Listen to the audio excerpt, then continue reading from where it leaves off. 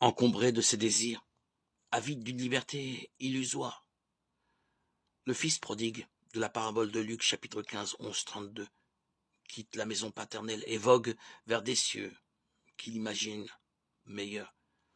Son cœur est trop plein de l'espoir de fausses richesses pour qu'il puisse y avoir place en lui pour l'amour de son père. C'est dans le dénuement qu'il redécouvre celui-ci. Il n'a plus de biens fallacieux pour combler transitoirement son cœur. Il a besoin de l'essentiel, l'amour, et, en l'occurrence, l'amour paternel. Réintégré dans la famille, rentrer en possession des biens et des joies de la famille. Il a acquis cette liberté d'être fils, qui est une nouvelle relation entre lui et le père, entre lui et les biens temporels. Si la pauvreté est une attitude filiale, il est clair qu'il faut être pauvre de cœur pour être réellement enfant. On comprend alors que le péché se situe au niveau du cœur. C'est refuser d'être enfant de Dieu.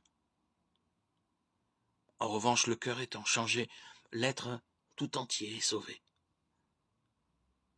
Pour celui qui accepte d'être enfant, ce ne sont pas ses péchés et ses erreurs qui le séparent du Père. Certes, il vit plus ou moins bien en enfant, il porte plus ou moins bien le nom du Père. C'est le destin de chacun. Nul ne peut revendiquer d'être digne de Dieu.